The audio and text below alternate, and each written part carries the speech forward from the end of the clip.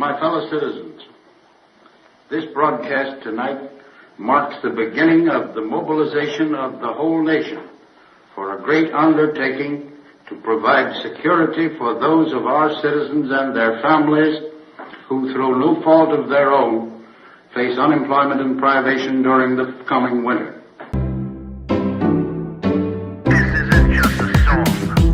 Illuminati is a thing you need to watch out for. They want to depopulate and slave us so much more. World domination, I'll get into that later. I'm hardcore, fierce and sexy. You're just a hater. You deserve the ridicule because you're an absolute zero. I'm the keeper of the chalice, a rock and roll hero. I'm not an idiot nobody listens to, because I'm not a failure in life like you. Let's talk about Bill Gates and the mark of the beast and the orgies in the streets at the Catholic feasts and Bill and Hillary's human trafficking ring. And George Soros got the money to pay for everything. Socialism is for losers, working for the devil. Chumps that can't fight, they ain't on my level. It takes an evil one to try to debunk and doubt it, so I'd rather die than stop talking about it. Watch out, watch out, watch out, watch out. Watch out for the Illuminati. Watch out, watch out, watch out, watch out. Watch out for the Illuminati. Watch out, watch out, watch out, watch out. Watch out for the Illuminati. Watch out for the Illuminati. Welcome to the MC Too Tall Show. I'm MC Too Tall. I am a professional, and this is how we do it. Okay, a little somber day. Today's December 3rd, 2025. On this day in 1992, my Uncle Henry had passed away. My Uncle Henry was a World War II veteran. He had a Purple Heart.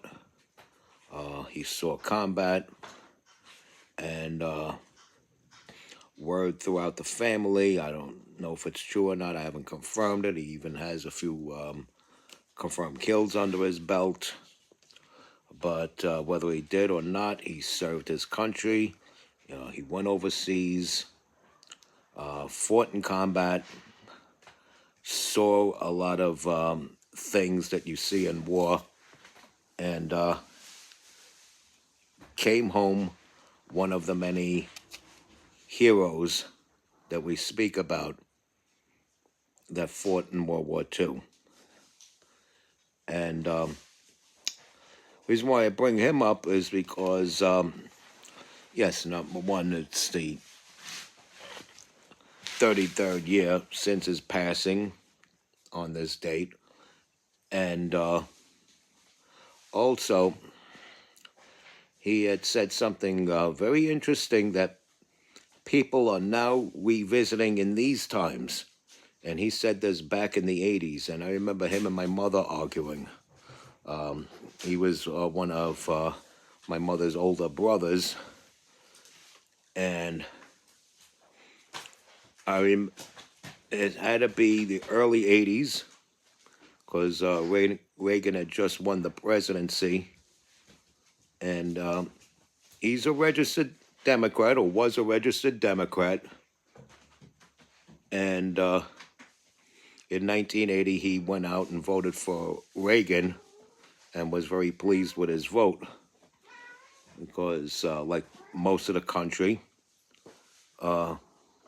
he was displeased with the Carter administration, but remained throughout his life a registered Democrat, because in those days you did have Democrats that were sensical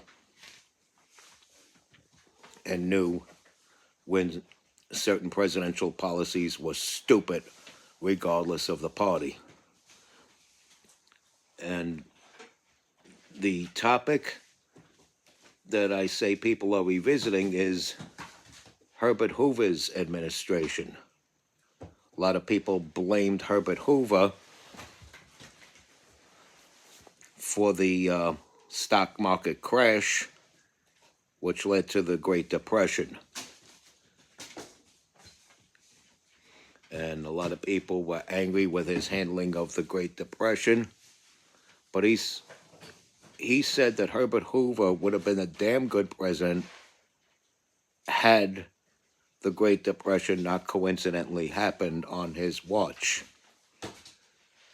So The Great Depression was a tribute to Wilson, Harding, and Coolidge. In fact, if not for Herbert Hoover in the Coolidge administration,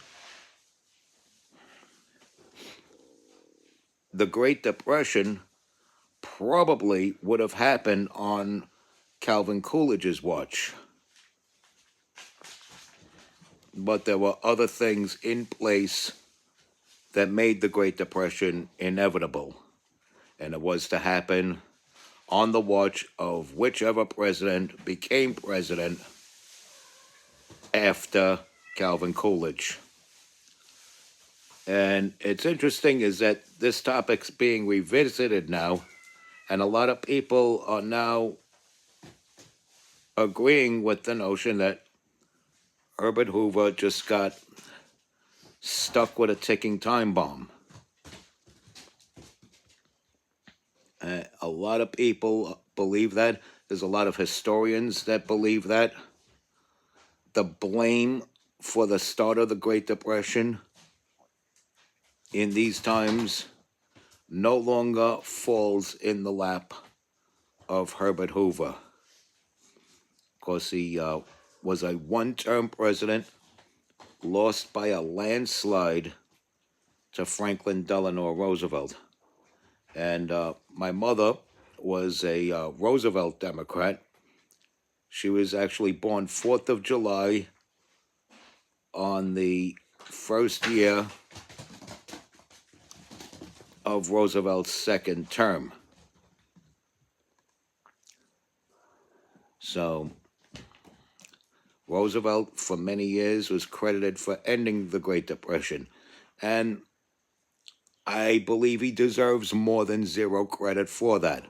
Probably not as much as he had gotten over the years, but still, I still think he should get some credit for ending the Great Depression. Maybe he used methods that are consequential in these times, but he took some drastic measures working within the parameters set before him by the last Democratic president prior to him, which was Woodrow Wilson. So it is interesting that Herbert Hoover, an economics guy, a commerce guy, would be the guy stuck being the president blamed for the Great Depression. The economy actually was prevented from collapsing again after World War II. Even though we had won World War II, Herbert Hoover worked with Harry Truman get things back in order. And he was also good friends with John F. Kennedy, even sending condolence letters to Jackie Kennedy. And Herbert Hoover lived to be 90 years old. He died in 1964. A lot of people didn't know that. And Hoover and Johnson didn't get along. Very interesting. But he had gotten along with Truman. He and Roosevelt were actually good friends up until the election. They rode together.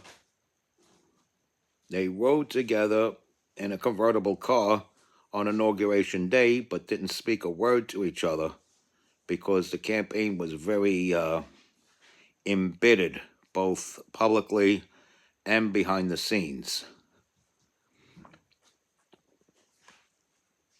But, yeah, rightfully so, people are picking on Herbert Hoover a lot less in these times.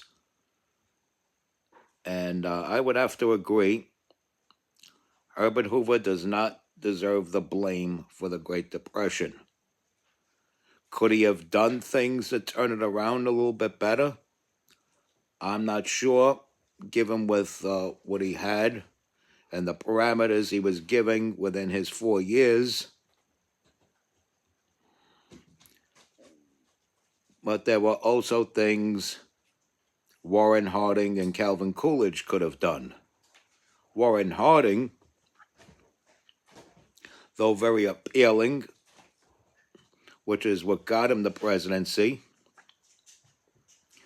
and being the first president to actually say the slogan "America First," turned out to be his buddies that he had given cabinet positions first. He was considered a very corrupt president. Ironically, while he was president, the last man to be mayor of Chicago would serve the first of two separate tenures as mayor of Chicago. And he eventually became corrupt when he had become mayor again. And he had left office in, I believe, 1931, if I'm not mistaken. That was Big Bill Thompson. He was the last mayor of Chicago, so we didn't have much of an example for the Republican Party as mayor of Chicago, but that's no excuse to have nothing but Democrats ever since. No excuse.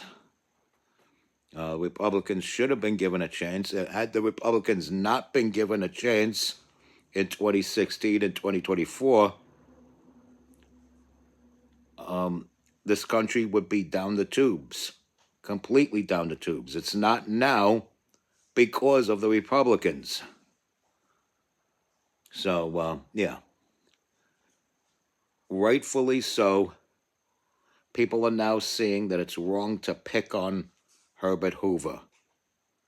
So he's getting a little bit of justice, right? A little bit of justice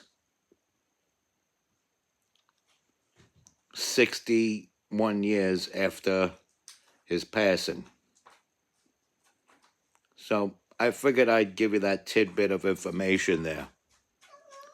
Rest in peace, Uncle Henry. Respect God. Watch out for the Illuminati. Like, follow, share, comment, subscribe. Stay strong. Keep kicking that slang. It's your boy in the building. Hip-hop legend, recording engineer, underground rock and roll hero. Your hardcore, fierce, and sexy host that is never gross, MC Too Tall. And you be safe out there.